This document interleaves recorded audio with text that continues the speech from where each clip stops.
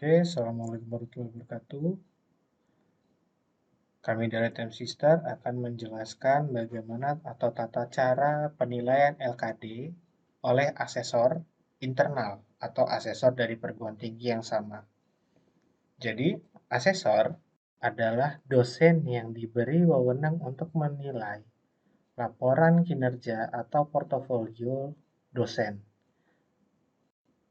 Dosen yang ditugasi biasanya memiliki nira yang diterbitkan oleh Direktorat Sumber Daya melalui penyamaan persepsi dan tes kompetensi dan juga tes keterampilan untuk yang di 2021 ini. Tidak perlu menambahkan peran khusus jika dosen yang bersangkutan memiliki nira BKD, maka dia tinggal login saja menggunakan akun dosennya di sister PT-nya masing-masing. Misalnya, saya menggunakan salah satu login asesor yang ada di salah satu perguruan tinggi. Login.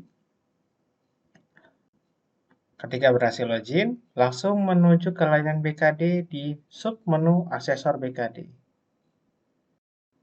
Jika dosen yang bersangkutan memiliki nira atau tampil berupa info asesor BKD, berupa nama, nira, dan juga kelompok bidang, maka bisa dipastikan dia adalah seorang asesor BKD. Namun jika tidak muncul atau hanya muncul, maaf Anda tidak bisa mengakses layanan ini, berarti dosen yang bersangkutan tidak memiliki nira untuk sebagai asesor BKD. Lalu di bagian bawahnya ada periode BKD yang dimana ini adalah periode penilaian. Jika asesor tersebut ditugasi untuk menilai LKD, baik itu salah satu dosen atau banyak dosen, maka periode BKD akan muncul. Periode dia melakukan penilaian. Namun jika tidak ditugasi sama sekali, maka periode tersebut tidak akan muncul.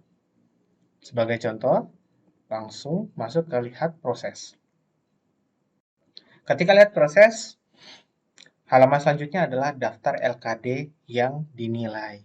Ada berupa nama, NIDN, asal PT, dan juga program studi dari LKD yang akan dinilai. Lalu ada status penilaian berupa status sebagai asesor keberapa dan juga ada parameter berwarna kuning jika dia belum ditentukan atau belum disahkan penilaiannya. Jika berwarna hijau atau memenuhi atau berwarna merah yaitu tidak memenuhi, maka di bagian aksi tombol lakukan penilaian akan berubah menjadi detail penilaian. Dan juga akan ada satu tombol berwarna hijau menandakan bahwa itu adalah sah atau sudah dinilai. Langkah selanjutnya adalah klik lakukan penilaian. Informasi awal yang muncul adalah biodata. Adalah informasi dari siapa yang melakukan penilaian dan juga pesertanya. Selanjutnya masuk ke pelaksana pendidikan. Pada masing-masing pelaksanaan kegiatan utama itu ada masing-masing kotak atau sub rubrik. Sebagai contoh mengikuti diklat prajabatan golongan 3. Yang harus dilakukan adalah melihat bukti pendukung yang ada beserta dengan kegiatan yang sudah diklaim. Dengan cara bagaimana? Bapak Ibu silakan klik yang ada tanda centang atau berwarna biru bukti pendukung yang bisa diklik. Namun jika tidak melampirkan bukti pendukung sama sekali, maka menjadi berwarna merah atau tidak bisa diklik sama sekali. Sebagai contoh, Bapak Ibu tinggal klik bukti pendukung, maka di sini akan muncul bukti pendukungnya. Lalu jika tidak, maka tidak akan muncul. Lalu langkah selanjutnya, Bapak Ibu tinggal memberikan penilaian asesor SKS berdasarkan rubrik yang ada. Kemudian memberikan komentar yang ada.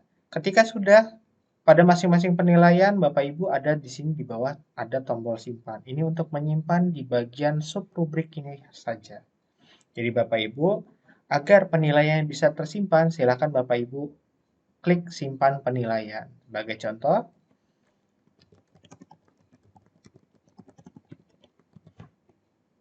lalu memberikan penilaiannya, lalu simpan penilaian.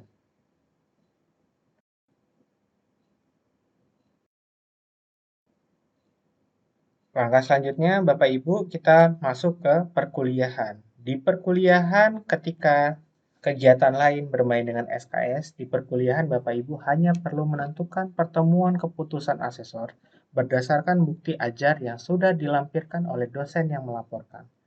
Maka secara otomatis perhitungannya adalah pertemuan keputusan asesor per 16 dikali SKS mata kuliah. Itulah yang menentukan penilaian asesor SKS ya.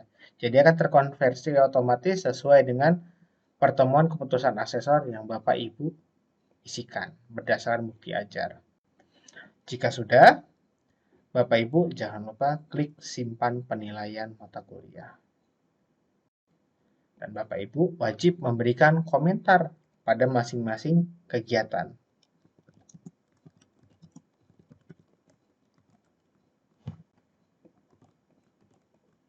Ini sebagai contoh Bapak Ibu. Ketika sudah diberikan komentar dan juga memberikan pertemuan keputusan asesor, Bapak Ibu simpan penilaian mata kuliah. Sebagai contoh, ini saya ubah menjadi 4 pertemuan, maka secara otomatis penilaian asesor SKS-nya akan berubah juga. Seperti itu Bapak Ibu.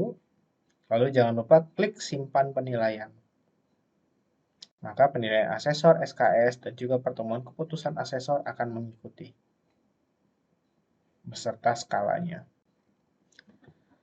Lalu sama seperti yang tadi, Bapak Ibu bisa memberikan nilai berdasarkan SKS-nya. Lanjut Bapak Ibu ke bagian pelaksanaan penelitian.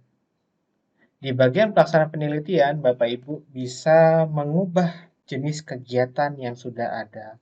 Sebagai contoh, dosen yang bersangkutan itu mengklaim bahwa itu adalah jurnal nasional terakreditasi atau buku referensi misalnya. Ternyata begitu dicek, itu bukan buku referensi. Ternyata itu adalah jurnal nasional misalnya, yang kebetulan dipublikasikan dalam bentuk buku. Bapak Ibu bisa klik ubah jenis kegiatan, lalu memilih sesuai jenis kegiatan yang ada, misalnya Jurnal Nasional Terakreditasi Kemenristek-Dikti. Maka secara otomatis beban SKS-nya akan mengikuti. Silakan Bapak Ibu klik simpan perubahan. Maka kategori kegiatannya akan mengikuti sesuai dengan yang Bapak Ibu klaim. Lalu yang perlu dilakukan apa? Bapak Ibu silakan lihat status penulisnya, apakah sebagai penulis tunggal, ataukah sebagai pengusul, ataukah dia sebagai penulis keberapa. Silakan Bapak Ibu bandingkan apa yang sudah tertera di rubrik dan juga lihat persentasenya. Bagaimana persentase untuk penulis yang lebih dari 1. Ketika sudah, Bapak Ibu memberikan penilaian berdasarkan SKS yang sudah ditentukan persentasenya, silakan klik simpan penilaian.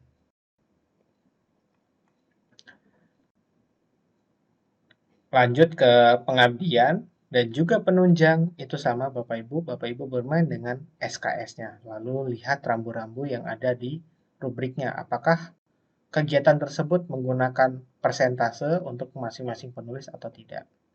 Begitupun juga di bagian penunjang. Selanjutnya ada namanya kewajiban khusus Bapak Ibu. Kewajiban khusus ini dikhususkan terhitung mulai 2000 PO 2021 ini, semua jabatan fungsional, baik itu asisten ahli sampai guru besar, memiliki kewajiban khusus yang akan dievaluasi tiap semesternya. Tetapi kegiatannya ini bisa diklaim atau dicicil atau terpenuhi dalam kurun waktu 3 tahun secara kumulatif terhitung mulai TMT fungsional terakhirnya. Jika pada 4 pelaksana kegiatan utama Bapak Ibu memilih apakah itu SKS-nya ataupun pertemuannya, tetapi untuk kewajiban khusus Bapak Ibu hanya perlu melihat bukti pendukung dan juga melihat apakah sini sesuai atau tidak sesuai. Sesuai dengan bukti pendukungnya. Jika sesuai, maka ini akan tercounting menjadi salah satu kegiatan yang menjadi tolak ukur dia memenuhi kewajiban khusus atau tidak. Sebagai contoh, di bagian kewajiban khusus ini sesuai, lalu di bagian buku referensi ini tidak sesuai. Bapak Ibu, asesor juga wajib memberikan komentar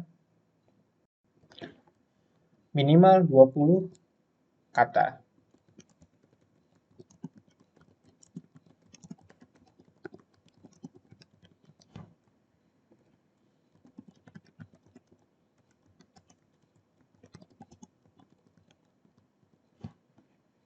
Lalu simpan penilaian. Lalu di bagian bawah juga, kalau misalnya dosen yang bersangkutan melengkapi, silakan Bapak Ibu lihat buktinya. Jika sesuai, silakan isi sesuai. Jika tidak sesuai, maka isi tidak sesuai. Lalu masuk ke bagian kesimpulan. Di sini Bapak Ibu bisa melihat atau mereview bagaimana kegiatan tersebut atau kegiatan dosen. Jika statusnya ada yang tidak memenuhi karena kelebihan, Bapak Ibu asesor memiliki otoritas juga sama seperti dosen untuk mengubah status kegiatan dari selesai menjadi beban lebih. Sebagai contoh, Bapak Ibu silakan masuk di salah satu pelaksanaan kegiatan. Saya contohkan di pelaksanaan pendidikan. Bapak Ibu bisa mengubah statusnya. Misalnya di sini yang kita ubah statusnya selesai, lalu klik statusnya ubah menjadi beban lebih. Lalu ubah status.